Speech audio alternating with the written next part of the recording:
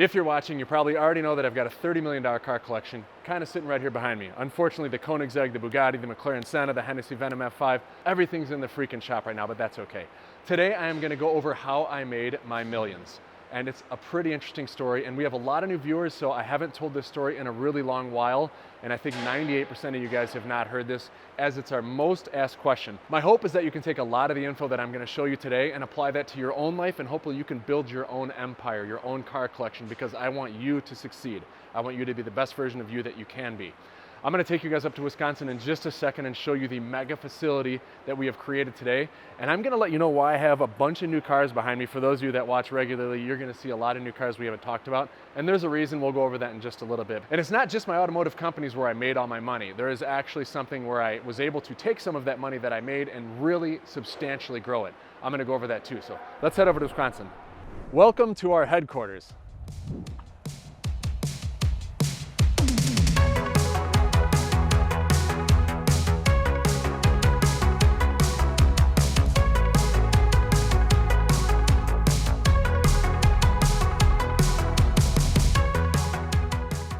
So today we've got over 500 employees, and we just finished last year with over $300 million in sales.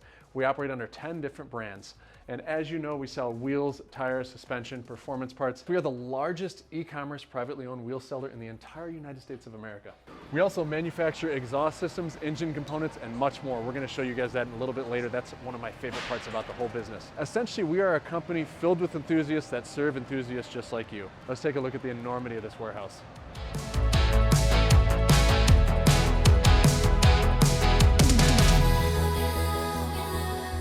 So there are so many companies out there that drop ship, and from the very, very beginning, we actually were one of those companies that did drop ship, but very early on we started stocking because we saw the importance of being able to serve the customer a lot faster and just a lot better if we controlled the entire experience. So while we still do drop ship a little bit, there is a stupid, ridiculous amount of product in this warehouse.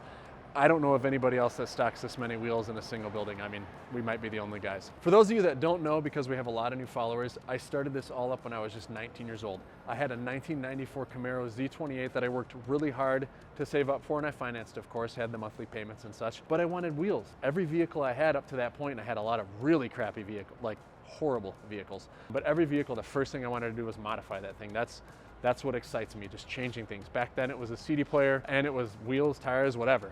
But this was actually my first set of wheels that I bought, and it was the Eagle 077 wheel that started it all for me. I decided that I wanted to go get these things an 18-inch, and ultimately, because I'm still frugal to some extent to these days, I basically wanted to find the best deal on these things. So I went to a Firestone, I had them priced out, they were expensive, and then I called this manufacturer, and they said, you know, you're just a normal guy, we can't sell to you. So then I had the great idea the next day to call them and say, hey, this is Steve from Firestone, can you give me the price on those Eagle 077s? And they gave me the price, and I instantly realized, holy crap, there's like $200 in markup. There are people selling these things on eBay for that same amount of money. Like, I couldn't sleep that night. I knew something was gonna happen out of this, and I was determined to make sure that I made it into something successful. So long story short, I already had an account on eBay where I was just hustling some small auto parts, and I started selling the wheels there on eBay. And instantly I was successfully selling them and making money, and the idea that was born in my head, this young 19-year-old kid's head, came to fruition. And I have been doing that ever since. Now, as I mentioned, we do operate under 10 different brands.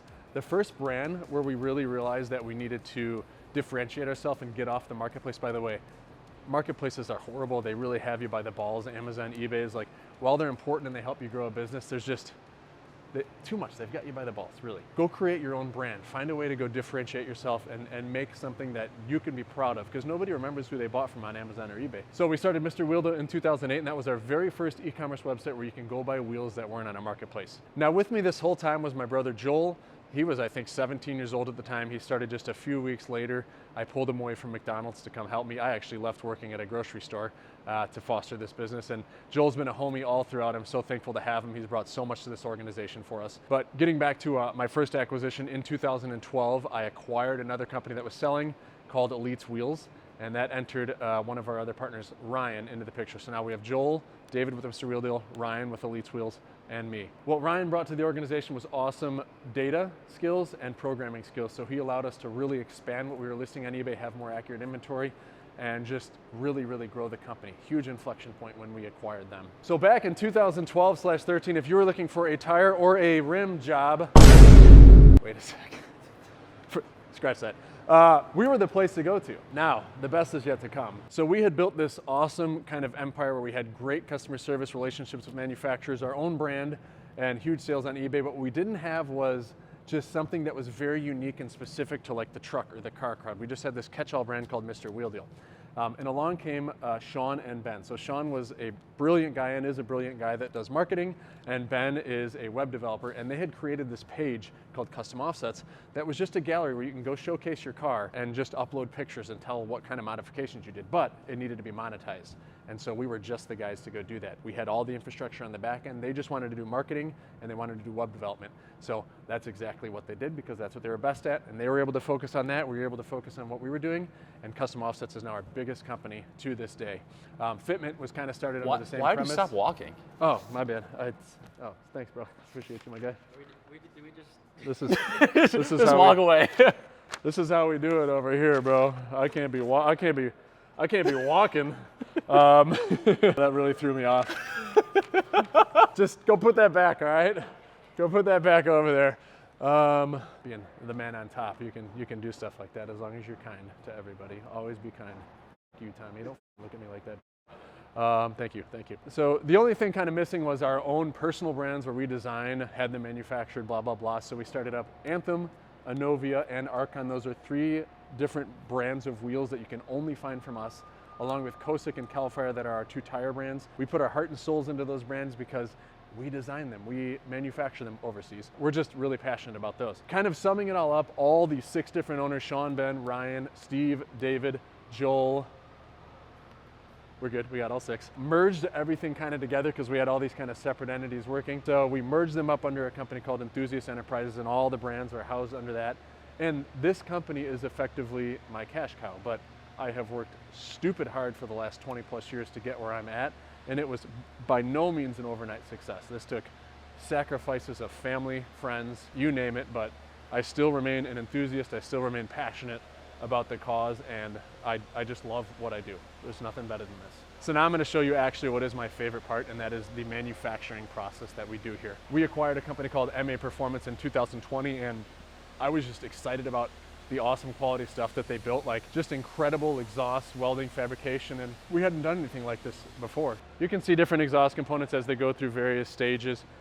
One of the things that will always stick with me when we acquired MAP was the gentleman walking through said that they had 1 or 2 defects the entire year with MA Performance's exhaust system. They basically said this stuff is better than OEM quality. It could go on a Bugatti or whatever, and it was basically just sold for JDM and stuff like that. So I don't mean to selflessly promote it, but it is a really phenomenal freaking exhaust system. Now, what is incredibly important to me is the culture of the company. And while it's impossible to please every single person that's in the building, because frankly, this is just hard work, we really, really, really do try our best to make sure that it is a warm and welcoming environment. We try to make sure that they're equipped with all the tools, particularly when it comes to safety, that they need. We definitely want to provide them whatever we can to make sure that it just makes the environment all that much better. And a lot of that just comes through communication and the way that you treat people.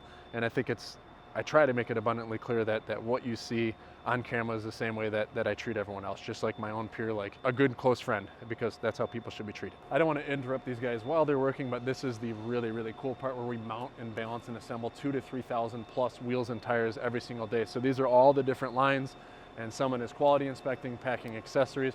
Hey, there's my CEO now. Hi, Jake. Jake's the man. He does a phenomenal job running this organization. You see how clean this warehouse is. It's Rick Guerrero is the guy that essentially runs the warehouse. Jake is in charge of everybody, and I could not ask for 2 better people to run this organization. I'm so thankful and lucky to have these guys. Don't go poaching them. Still walking the production lines. Like when you're doing that kind of volume, thousands and thousands of wheels and tires a day, you got to have the lines to support that. And then of course our garage for testing out parts. So when we do manufacturing, we got to run them on the dyno, we got to test them on the vehicles, make sure that they're adding horsepower, 3D scan stuff. What you working on? Oil cooler for the Civic? Yeah. Are we gonna build one? Yeah. Or you're just fixing it, yeah? No, working on it. Product development? That's awesome. I haven't seen the garage yet, actually. I know you guys, this has only been here a couple months, yeah? Yeah, we're still kind of flushing a few things out. Okay. Yep. That's growing pains, that's the way that it is. Very cool, my guy. What up? This is like a good hiding spot, dude. Look at him poking through there. This is where you go when you don't want to be bothered. This is where you go. What's up, brother? It's all good, my guy. I know. Nobody's out working. This is Tommy, Andrew. Good to see you, brother, man. You the man. Have fun, dude. I'm sure I'll be walking around and see you again. Smells like Subway in here, right? Subway. I hate Subway. Subway or Chipotle? Which one's worse? Oh God, those are my two least favorite places ever. I would legit rather be kicked in the balls than eat Actually? Subway. I'm on God, dude. Bro, just kidding, bro. Want me to kiss it? All right, kiss it. Burn. Give me 2 pee kisses. HR. Yes. We have HR here. THC, no. The Hamilton Collection HR does not exist, but here we have to be very quiet. We signed NDAs. Not going to read this, but we make sure that we put essentially our mission and core values and of course our expectations right on the board so that everyone can see them, because that's really the foundation of our company and what we believe in. Nominate the most badass employee that you work with at Right Stone and SD Wheel. Can I nominate myself? Everyone nominate Steve. Here's the barcode. I'm going to put that on our Instagram page. Can you imagine? 1,000 votes. That would be stupid. It's That'd my be picture so on the funny. wall. So we're going to do some Q&A because everybody loves to hear the Q&A. You guys picked some fantastic questions, and that was one of the best performing parts of the last time we did this vlog. And of course, it's not just the wheel and tire business. There are plenty of other avenues of revenue that I had, so I'm going to go over that in just a little bit too. I think you guys can take a lot from that. In particular, I want to give you some advice on real estate that I think is really good. I don't think I've been done here yet. Chris, hi guys. How you doing? Doing well, man. Good to see you. Likewise. Excuse me. What's up? Hey, I'm Andy. Hi, Steve. How you doing? Good, how are you? Good. How was your drive up? It was actually horrible. It was Well, like snowing Yeah, and, that's what I and lousy the whole way. I Treacherous. wanted to see if I was going to get the same information. Nice shirt. Nice shirt, by the way. You got to represent. Hey, That's right. Man, you've been with Custom Offesets since the very, very start, correct? 9 years. That's darn near 2015. amazing. So, Thank yeah, you. Thank you. thanks. I'll come back and swing by in a little bit All too. right. Thank you, young lady. Yeah. Hello. Hello. And now for the Q&A. And Tommy, what the hell are you doing all the sorry. way back there? Get over here. All right, I'm coming. He's not all there in the head, as he stands. So hold on, I got a text from Stradman. Here's his phone number in case you want to see it. I'm just kidding, it doesn't show his number. I zoomed in. Maybe I He's looking. He's just looking for wheels. His girlfriend's wide body super build. Very cool. Anyway. Oh wait, you were saying Stradman's looking for wheels for his car? He is, yeah. And if we wanted to buy wheels for our car, where would we go? That legit wasn't even a setup. I know. Swear. He literally just texted me. But if you are looking for wheels, I mean, if it's not obvious by now, I would say customoffsets.com for trucks, SUVs, fitmentindustries.com for your car needs, wheels, tires, suspension, performance, all of that stuff. We are your guy, I promise you. We will take good care of you. Speaking of kind of Fitment Industries, I'm actually going to be launching the Fitment Industries YouTube channel. We have done nothing on that channel for about a year, and we're going to create some awesome content on that channel. I just bought 6 new cars that I haven't told any of you guys about, and they are super cool, and you can find out about them. You might have seen them on some of our stories kind of in the background, but they're really neat. And we're going to cut these things up, put wide body on them, modify them, because as I told you earlier, I love modifying vehicles. So if you're a purist and you love old like E30 BMW M3s that I may not have bought, you probably don't want to watch that because we're going to modify it. But on that note, we have Andrew here. He is going to be our personality on that channel. I will be on that channel. Of course, he will be a big part of that channel. He's helping us kind of lead the direction, come up with content ideas, and he will be a big force on that channel. And I'm going to have you do the Q&A if you're cool with that, young man. Absolutely. All right, Steve. let's go. First question, did you go to college, and would you recommend people do go to college? So I would say if you are undecided, or if you don't know like the particular trade that you want to jump into, or you don't have a great business idea that you know is going to be successful, yes. Basically, if you're that unknown, or you know that you want to do something that requires a college degree, you should absolutely do it. It is super important for a lot of people that are hiring, unfortunately still, to see that on your resume. It shows that you had the tenacity to kind of get through that. It took me a whopping 3 years to get through my 2-year community college degree because I was running this business in tandem, and so it just took a little bit longer. But notice how I still made college a priority when I was not totally sure that this business would work out. Is there a particular stock you'd recommend people investing in? I don't think I can even legally recommend a particular stock, but like invest in yourself. If you have that $1,000, $2,000, $5,000 saved up and you have a great idea for a service, product, application, put that money into yourself, develop it, be your own boss. There's nothing better than being your own boss. If you were to start another business, what would you do? right now, like I don't want to say I'm burned out because I give this business everything that I have. Like this is oftentimes still 80-hour-a-week commitments. And so I need to put all my focus into this. Like I've sold a lot of my real estate. I've sold a lot of my other businesses. This is my focus. This is what I want to grow the most. But like if I had to do something, there were a few ideas that I have. I think I would probably try to start some sort of like app for the phone, because I think it takes a lot of money up front, but I think those can generate money the quickest. But if I was just someone starting out and didn't have a ton of money, I'm finding some kind of product. I'm finding some existing product, tweaking it, or finding an all new product that can help serve people, and developing that and building it and selling it to the masses, because that's probably the easier of that between that and an app. What was the hardest part about starting your own business, and how did you overcome that? I think it was just like not having money. Typically when you have money, you have connections. You can borrow money from people. You can get connected better to accountants, attorneys, other like-minded business owners, and I had none of that. I started with absolutely nothing. So I think it was just like breaking that rut of being poor and just having the confidence in myself to go. I was so nervous when I went and talked to these business people at this American Eagle wheel that sold me that 077, and just getting over that hurdle was huge for me. And there's all kinds of things that come along the way, right? There's always big, huge challenges that freak you out. But I've found that I grow best in those times when I am like, wow, there's this competitor out here that is destroying me. Then I get in like focus and concentration mode, and those are the moments that I grow the most, because I figure out how I can better serve the customer, how I can just grow the business better in those moments. And that is when we've seen our biggest inflection points. What milestone did you hit before you felt you could splurge on supercars? I waited forever. I always had cool cars. I would say like sub 6-figure cars, which is still expensive, of course, but didn't go spend big money on a car until 2018. So I was 15 years in business, and I bought a Lamborghini Aventador. And that's really what birthed the whole idea with this channel, seeing how people engaged, reacted, because I was always willing to open my door and share it with people and let more people drive it than I should have. So it was that Aventador that kind of created the Hamilton collection. What was the best investment that you've ever made? The one that came to my mind is just like my kids, like having my kids and my wife. Like if it all goes to shit at the end of the day, I still have my family and my kids. And so there's been moments where you're in those lulls of business where you're like, wow, is this what's gonna put us under? And you have to rely on your family at that point. So there's nothing better than children and my wife. How old were you when you made your first $1 million? First million, I would say it took a while. I'd say probably right around 30, age 30 maybe. So you were 10 years in business before you made your first million. Yep. That's awesome. What were the hardest obstacles to overcome in your business? One that comes to mind is 2020 when stimulus money hit. It literally like broke our warehouse. We got triple the amount of orders, and we're just not set up for that. You guys saw the complexity of this operation and how much work is involved in doing stuff. And when you get 3 times the orders with the same headcount, just incredibly difficult to catch up to that. But I was boots on the ground, so every year I had to go and help the warehouse unfail. Like I could never hire good leadership to keep the warehouse from failing. I'd be out there for a month at a time, literally picking wheels, doing frontline work with my team. And there's a lot that I learned from that. I've worn every hat in this company, and I think even being out there, you just learn how the business works, and you learn how you can grow it from the highest level by doing the lowest level things. Now, I'm super thankful because that's right about the time we hired our COO, CEO, and the rest of our C-suite. And something Rick has done as my chief operating officer is I have never had to come and rescue the warehouse since he has been here in 4+ years. They have always maintained and kept up with stuff meticulously. So I'm incredibly thankful for him and my CEO and Brian, my CPO, and the whole team here. That whole kind of period from the huge influx to money to the falling off of all the stimulus money was by far the most challenging in this entire business. But we have persisted, we have grown, and we have some freaking amazing team members that stuck through it, because those were some tough times. Thank you guys all the team members that are watching this. How do you balance running a business and spending time with family?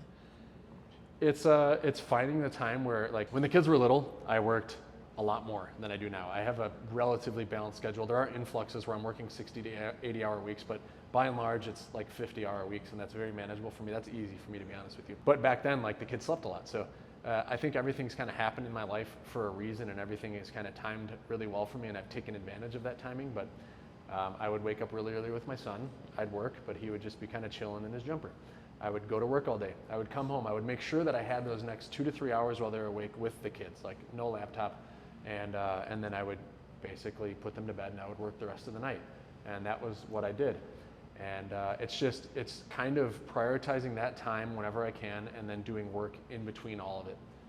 And my kids are an incredibly important part of my life, of course, and my wife is as well. And she's the one that's probably sacrificed the most, because while I was there for the kids and she was taking care of them all day, and then I'd go back to work when they were in bed. So she had to kind of deal with me sitting in bed with her on the laptop all night. And so I'm very thankful to have Caroline in my life. And we've been together actually since she was 15, I was 16. So met in high school, and she's a wonderful human being. Very thankful for her. Speaking of taking advantage of timing, how much of your success would you attribute to luck?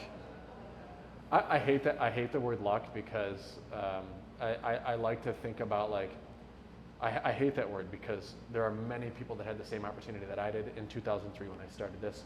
But I had the idea and I had the tenacity to go and push through and give it 80 plus hours a week. So I think it's more having the right mindset and work drive when the timing comes around.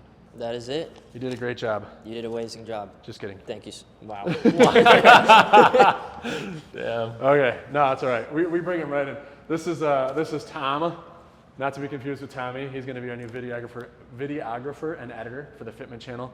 And you have worked for us for 3 hours, and we have put you through the ringer already, right? Yep. He's in Wisconsin today. He is going to Japan tomorrow. That's what we do here, bro. Yes, sir. Welcome to America. All right, as we leave the facility, I figured I'd talk about the other investments that I did kind of along the way to help grow the empire, I guess. So real estate was one of my first loves. Very early on, I saw that my mom's childhood home had come up for sale, and she and her family hadn't lived in there for 20 plus years. And essentially I was salarying myself some money, and I had money left over that would just accumulate throughout the year. And so this home came up for sale, and I'm like, I've got to have this. So that was kind of one of the first things, and then it turned into, buying homes and managing this and having tenants is kind of fun. So I bought a few more single family homes. And then I realized that multifamily homes are really the way to go. So I started buying multifamily homes where you have a 6 flat or an apartment building with 8 different tenants, because you can leverage it over a bunch of different tenants. If one person vacates, you still have 7 other people paying rent. Awesome thing about real estate in a nutshell is that you can depreciate it over the course of 28 or 40 years. That means you can just write money down off of your tax return, and the property gains value each year, and while people are paying for your mortgage. So just a really phenomenal vehicle for you to invest your money in. And then later on, I started buying all the buildings that my company operated out of, and I think that's super important to do. So starting in 2012, when we were in about 7,000 square feet, and by the way, the building we just showed you guys was 330,000 square feet, just to show you how far we've come up there. But I bought the next 5 buildings in a row, and I've always been conservative and frugal with my money, and I didn't realize at the time that this was less of an investment strategy at first, but it kind of just turned into that, where I enjoyed buying and fixing up in real estate and would just spend my money at it. And then I realized that it grew and accumulated a significant value later on. And so I have sold a lot of that. I only own about a quarter of what I own, just to make my life easier. And I realized just how much money I was able to make as a result. So later on, I used some of the extra income that I had to open up 7 different Pet Supplies Plus stores. I had an Arby's, and then I've sold all those off. The Arby's actually failed. It happens, right? And I also have small investment in a solar company called Swift Solar. That's kind of a very external thing. I'm not even involved in it at all. And we're going to head right now to Urban Microgardens, where I have the coolest assortment of microgreens, and the idea for why I invested in it, I'll tell you guys about it while I'm there, but it's taken 3 years to kind of bring it to fruition, and that's ultimately why I believed in this company so much, is what we're about to release. We are here at one of the coolest businesses that I am a part of. It is led by a guy named Vitaly and his dad Oleg. And just really neat, because the product here is what really captivated me, and the idea and the concept that they had and wanted to bring to market was worth investing in. Probably the only thing or company I've invested in the last 3 years. So let's say hi. There's his son Eli. Oh, he's wearing merch. Bro, you're on brand, bro. I like it. How's it going? Good job, buddy. Doing all right. Doing all right. It always smells so earthy and soily. I love it. It's like fresh. Is this your dad here? Bro, you're looking thinner. How much are you down? 20. You lose it in your face, like it's the face. Hi, Oleg. He's got the helmet to clutch too. I love it. What's up? Yeah, you lose a lot in your face. This guy was 400 pounds 2 weeks ago. What's up, Oleg? So what really captivated me about this place was just the beauty and the amazing greenery. And so what they did at first was they built this amazing microgreens company, and they distributed to restaurants in the area. And there's nothing I love more than traveling and dining at restaurants, and so this was a great way to get connected with a bunch of restaurants that were already being served by them. The ultimate goal was to actually create a healthy supplement that people could take, and pretty much everything you see out there uses some sort of dried vegetable or something that does have nutrients, but these things have up to how much, Vitaly? 30 times plus more nutrients in broccoli sprouts? Up to 40x the amount of nutrients in one little microgreen. We're harvesting them and freeze drying them within minutes. That means 98% of the nutritional value is locked in.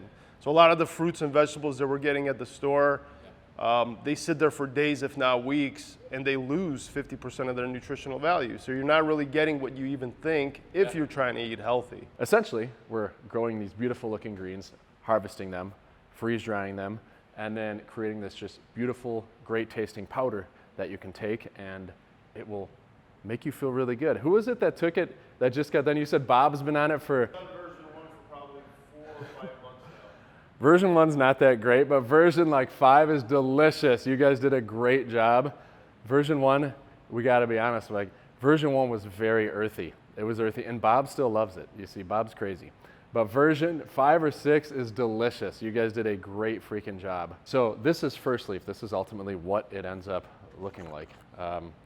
You could see that that is some good stuff. And we'd love for you guys to click on the link in the description of this video. You can join the email list for when we launch this to the masses. We do ship nationwide.